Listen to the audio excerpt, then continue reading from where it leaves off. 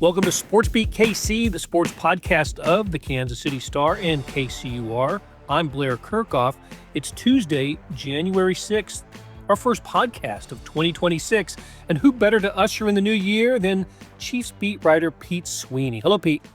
How's it going? It's going well. How about you? I am doing well. It's weird to have the Chiefs not in the postseason right now. I don't know how you're feeling about it. How bizarre is it that we're, a couple days after, 3 days or so after the Chiefs' final regular season game, and we're not measuring their postseason prospects right now? Mm-hmm. That just seems so strange. Or, complimenting them on finishing first and getting that extra week to the bye, and they're all rested this week. That honor goes to the New England Patriots. No, I'm sorry, the Denver Broncos. Right. Got my first top seed teams mixed up. So the Broncos get the top seed in the AFC West. And the Chiefs, well, the only drama really that was left in that Week 18 regular season finale at the Las Vegas Raiders was where they would end up drafting by the time the game ended. Of course, it depended on what other teams were doing. Right. And so where do they end up picking? Yeah, they're now ninth in the 2026 NFL draft, which is wild to think about when you just consider that Patrick Mahomes has been consensus the best quarterback of the last decade or so. And it's rare that you're ever picking in the top 10. Kansas City kind of nudged that toward the end. We had mentioned on a previous podcast that was weird to hear Andy Reid saying, we're up against it in free agency. We've been up against it in the draft trying to get these elite players. And that really, I think, impacted this year. And the Chiefs' margin was close. The other shoe that maybe was favored them last year coming into the season with 17 one-score wins, it fell the other way this year with their record and dropping the 8 close-score games, one-score games. And now they look at a draft that is going to be very important because I think you look at it and, of course, the top pick is going to be critical, but also you're picking in the top 10, 11 of every round. That's going to rotate because there are a couple teams tied with the record, but you're in the top third now of every single round, which theoretically should give you a really nice opportunity. And I don't want to call it a rebuild, but a reshaping heading into what would be 2026. I don't think you can underestimate how important it is that in addition to selecting ninth in the first round, as you said, they're not going to be at the back of every round after that, which has been the case. Brett Veach, of course, has the history of trading up. He loves to trade up. And we'll see what happens with any kind of deals that are made for this draft. But they are in a prime position to get a quality player, an impact player. It's been a while since the Chiefs' first pick was an immediate impact type player. Well, Brett Veach, and I wonder sometimes the conversations they have in the building, I think sometimes he's honest to a fault, but we like that in the media. And one of the things that he provides us before the draft every year is, it seems to me, genuinely like how many first rounders are on the board. And that number is never 32. It probably falls for the Chiefs and Veach in the 16 to 20 range of when he releases that. It's never under 9. And so finally, Kansas City is going to be looking at a draft where they have, in what it should be in their eyes, 9 legitimate options to choose from if they do take that pick. If Trent McDuffie, just to give you an example, was among the first rounders that they felt in that particular draft. And because he fell to a certain range, they were like, okay, let's go up and get that player. Now you won't have to trade up. And so that behooves you to maybe have a couple of impact players. Thinking of that draft, you were able to get out of the first round with McDuffie and Karlaftis. You wonder what they can do with these top 2 picks. Boy, you say so many things that triggers a lot of responses, and one of them is we may be coming a full circle on Trent McDuffie here. He may be part of this draft in a different way for the Chiefs if he is the subject of a trade, which speculation continues about that. It seems to me, we'll just mention him quickly here because you brought it up, but the prospects of him being a Kansas City Chief next year, what do you think? Trent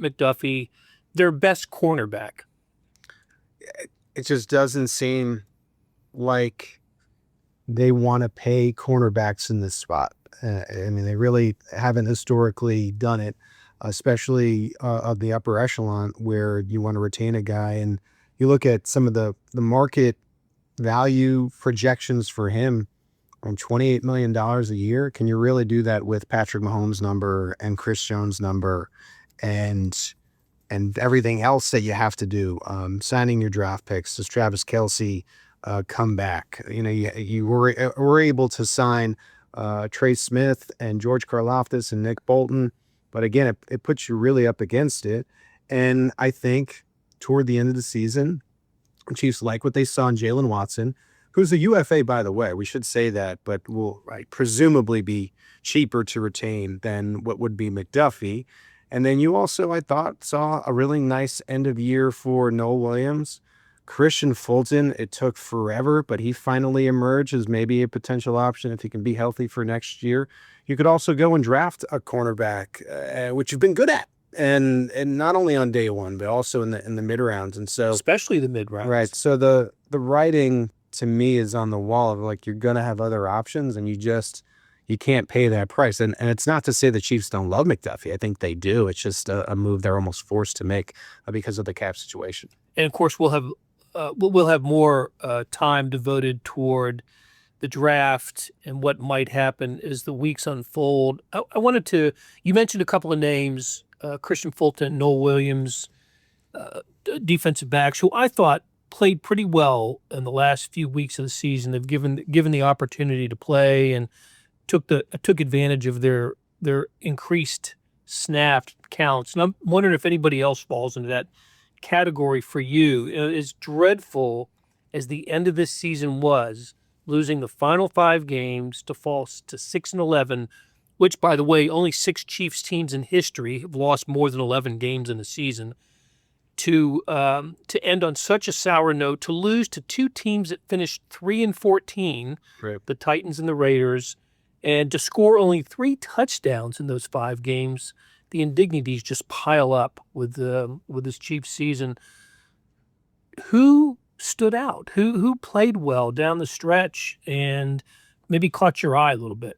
I think Rashard Smith stands out. I think if you maybe lump Rashard Smith and Noel Williams into the same category, you're questioning a little bit. Maybe these guys should have been playing more when the games counted for these 2 guys in particular. And I think there were some other good developments for the Chiefs in the sense of last year, everybody was wondering, like, what are they going to do about the offensive line? And I think it was answered this year. And now that is assuming that Josh Simmons is not going to have another leave, which, you know, it doesn't seem like it to us. It seemed like a one and done type of deal where he just had to go take care of something, and that won't become the norm. And so you have your left tackle, but I think even the depth looks good to me, right? Kingsley's locked in. You have Creed and Trey, and it seems like Jalen Moore is going to be on the right side. You're going to have to cut Jawan Taylor because of all the reasons that we mentioned with the cap. But I think you feel good about Jalen Moore on the right side. And then even behind them, I mean, you have Esapole now. That's going to be able to be a swing tackle. You have Hunter Norzad and Mike Caliendo as depth. And so what was a grand question, I think, last year should be more of a solid going into, you know, this season as you're building everything else. And then I think you have a tip of the cap to guys like Jeff Bassa and Cooper McDonald. You know, you'll see what you have, I think, a little bit more as we go. But yeah, some good from Ashton Gelati as well. That's another name that we should probably mention. Pete Sweeney, the Chiefs beat writer, is our guest. I'm glad you mentioned the offensive lineman. I thought Hunter Norzad actually had a pretty solid final game. He got the snaps, played him instead of Mike Caliendo, which I thought was interesting. And Esapole, of course, played well down the stretch as well, you know, also. So you're right. I think the depth of the offensive line looks pretty solid. And I mean, I think it is worth mentioning, like, I do very much think that this could be a 1-year reshaping, retooling, but it is still strange. Like, if we're nitpicking this team down the stretch, they haven't been relevant for 3 or 4 weeks now. why did it take till the final game to see guys like Norzad and Royals with extended time, for Shard Smith with so many carries, and then you finally get Bassett in for, more than just a couple of snaps on defense. I think you would have probably been better for 2026 to give these guys that same amount of time when the meaningless games started happening 3 games ago. One player who I thought did not do well and did not help himself was Chris Oladokun. No. What a really poor first half he had against the Raiders.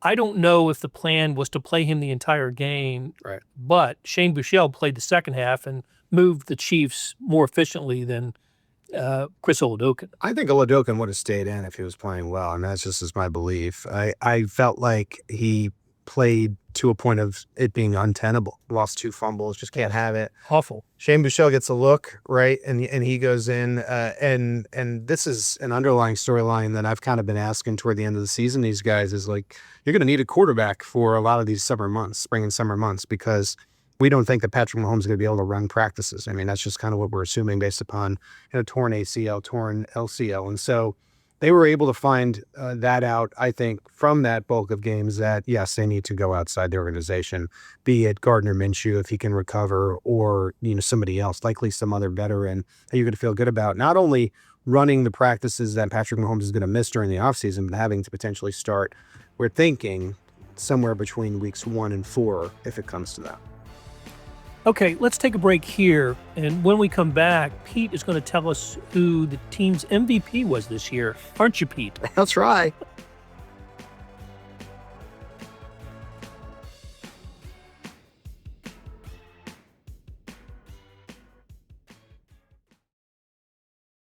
We're back on SportsBeat KC, the sports podcast of the Kansas City Star and KCUR, talking with Chiefs beat writer Pete Sweeney. Pete, before we went to break, I wanted to ask you about who you thought the team's MVP was. But before we answer that, I wanted to just get your thoughts on social media. A couple of players on social media have expressed, a little bit of a hint that they might not be back next season. Mm-hmm. Leo Chanel is one of them. Joshua Williams is another. What's been your observation when players do this? And I remember Willie Gay, was it a couple of years ago, put it out there that he didn't expect to be back. They're using the social media platform to drop some hints, aren't they? Yeah, and I think it is worth reminding people that they go through exit interviews, and sometimes the Chiefs will give them indications that they're going to do everything in their power to keep them, and then sometimes they're very honest about what they see, and that may not necessarily be saying, let's just use Joshua Williams as an example. That might not be Andy or Spags saying to Josh, look, you're not going to be back. It could be more in the realm of, hey, go test free agency, see if you can land somewhere that maybe they're going to give you more money than us. If not, maybe you come back as a tryout veteran minimum to stay with us. And when you hear something like that, like everyone listening has been through probably a job application process that they failed. You know what that means, right? Like your time's probably done. So yeah, that's, I think, when you see these players go to social media and say their goodbyes. And Joshua Williams, I mean, this is a player who had an up and down career, but he did play in Super Bowls. I mean, it's worth saying that. Leo Chanel, to me, is a great player and a great asset. Really, it was never an every down linebacker for Kansas City. And again, when you're cap strapped, that's been the theme of this episode. It's just hard to keep guys like that as much as you like them. All right, I'm going to throw a couple of names at you. You tell me what their future is with the Chiefs. I'll start you with an easy one, Travis Kelce. Yeah, that's probably the hardest one. I'm trying to get into his brain.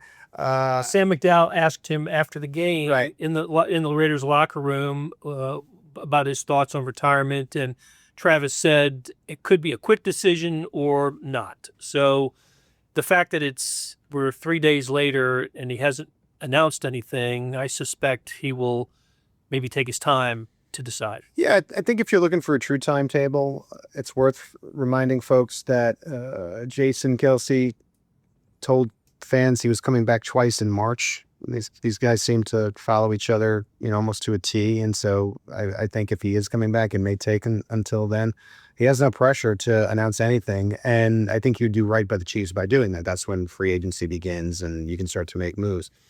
Listen, Kelce is an older player, obviously a future Pro Football Hall of Famer. But if you look at the numbers from 2025, he led the Chiefs in receptions and yardage and was in a three-way tie for receiving touchdowns. Back in the day, he used to say, I'll play till the wheels fall off, baby. And the wheels have not fallen off. Now, his life has changed dramatically. We don't even need to go into the details of how. Everybody knows that, there could be a future in Hollywood tied to that, as that maybe pressed him a little bit to say goodbye. And yeah, I think to his standards, when you watch him, still a productive NFL tight end. Still, to me, if you're talking in fantasy football terms, a top 12 tight end. If he's in your fantasy league, someone's going to be rostering Travis Kelce. He isn't to the elite point that he was in his mid to late 20s for sure, but he can still play. And so I don't know if he wants to go out like this and not play with Patrick Mahomes in his final games, even if they weren't make the playoffs next year. But I for the whole year really felt this is it. And as it ended, I started to think, you know what? I think this door could be a little bit more ajar than we've been giving it credit for. What would it take financially to bring him back? He just finished a 2-year deal. He's the highest paid tight end, but you would assume if he returned, it would be for 1 year. And what would it take? What kind of dollar amount are we looking at here? And this is one of those kind of rare examples where he doesn't need the money. No, I'm not doing this for he doesn't. To get out of debt. Especially when he comes back next year, as far as his household goes, he will definitely not need the money. But I think you're probably still looking at 10 million. If you really look at the tight ends, around 10, that is Taysom Hill, Dallas Goedert, Juwan Johnson, Evan Ingram territory.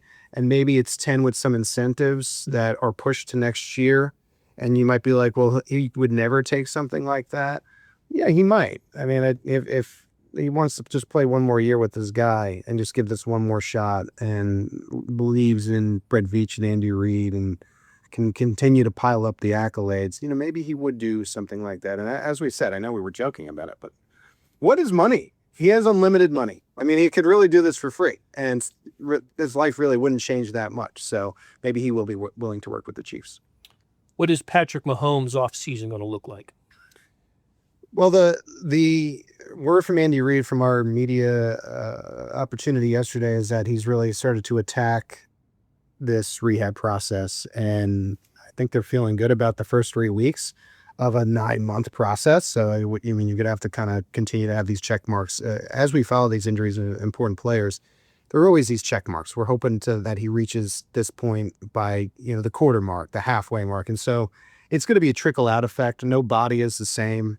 In previous injuries, and this was one of my questions to Rick, Mahomes has proven to seem a little faster, maybe in part to his seemingly bionic body and probably ultra willingness to do all the right things. And so I think you're looking at training camp somewhere in the middle of maybe seeing him on the field. And, I think we'll see how close he can get to week 1. Off the field, I think you have to be looking at a restructured contract this offseason because the number has ballooned, and they're going to have to do something to take care of that. A little bit odd that it's going to have to come when he is in intense rehab, but that's just the nature of the beast. Quarterbacks have come back from this before. I don't think there's any worry when it comes to him returning to fully healthy 100%, even despite what was a devastating knee injury. And Rick, by the way, is Rick Burkhalter, the team, the team trainer. Yep. All right, I got one more for you. Let me reintroduce you, though. Pete Sweeney, Chiefs beat writer, is here. How about what does the future hold for Matt Nagy? Well, he seems pretty confident that he'll be elsewhere. We know from, I believe it was initially NFL Network reports, that he hasn't re-signed what would be an offensive coordinator contract with the Chiefs. The theory behind that is that he's going to interview with the Titans. As we go here, there are several other head coaching opportunities that maybe he'll get an interview for. But if it doesn't work out for him as a head coach, it seems like he really wants to be a play calling offensive coordinator elsewhere. And we joked off air, Blair, and I'll just bring it on air.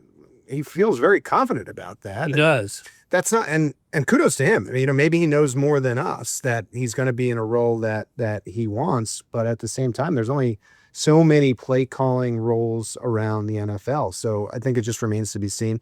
I think the Titans are his best bet. The smoke has been too thick for there maybe not to be some fire there, but we'll have to see how it plays out. And the Titans, it's worth saying this too, have expressed interest in Steve Spagnuolo, and we do expect him to get a look with the New York Giants, which is the organization he kind of made his name with. Yeah, both coaches certainly have expressed an interest in becoming head coaches again. Both have been head coaches, and I hope they get what they want. They have been incredibly successful coordinators for the Chiefs, especially Spagnuolo with his 3 Super Bowl rings, 4th with the Giants, the only coordinator in NFL history with 4 Super Bowl rings.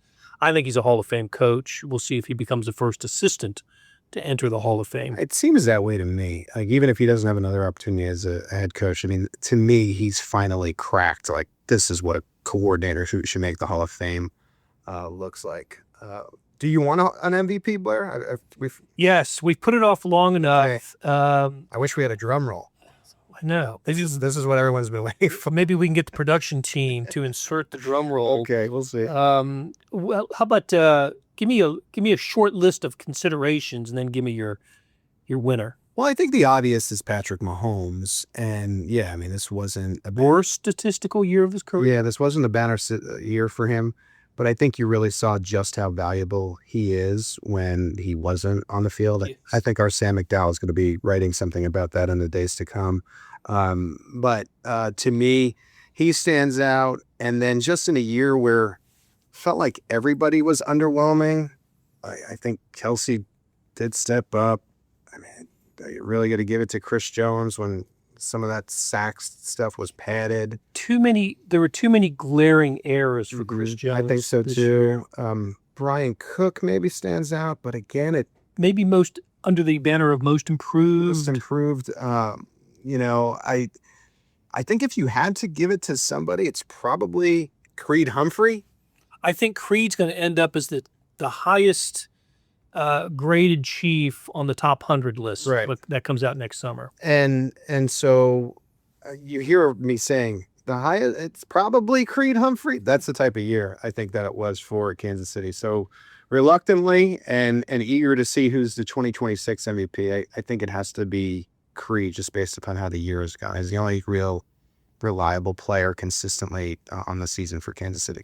And I'll start the conversation about the biggest disappointing factor for the Chiefs.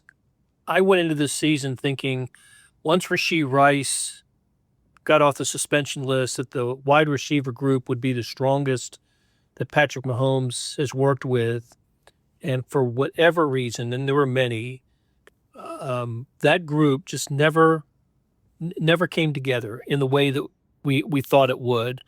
And I thought was a big issue for the Chiefs this year. So I don't know what Chiefs coaches had in mind about this, this wide receiving core, but it just never happened. I mean, of the group, Tyquan Thornton may have been the most, useful, the most productive of the group. We were leaving one of the road games, and this is my first year traveling, Blair. They all meshed together, so I can't pinpoint which one. But in one of the late road games, I was walking with Sam, and I said to him, and I still think about this, what is the team's record if Tyquan Thornton just keeps his snap count, like after Xavier Worthy and Rashee Rice got back? And maybe it's the same, but that did stick out. Like, the players that suddenly were playing well didn't get an opportunity to keep their job because of these bigger names, especially in that scenario. And then, it probably is the same, but I think it is worth wondering. It really felt like in that room in particular, he was really like the only game breaker, which is such a surprise when we talk so much about, what is this offense going to look like when these 3 big names get on the field? Like, well, it wasn't really anything spectacular as it turned out. Yeah. The injuries, the penalties, so many other aspects of this season. I said, listen, you don't get to 6-11 without some without some mistakes. And this team made a bunch of them this year that we're just not used to seeing from this organization, this coach, this staff, these players. I think it was, for me, the big players that were so reliable during this dynastic run in big spots. We counted probably three mistakes for Chris Jones, including one in a meaningless game, a couple weeks ago. Patrick Mahomes in Jacksonville. Travis Kelce against the Eagles was pick six. Travis Kelce, yes, against the Philadelphia Eagles. So it all stands out. And I unfortunately have to do it. You lump Andy Reid into that.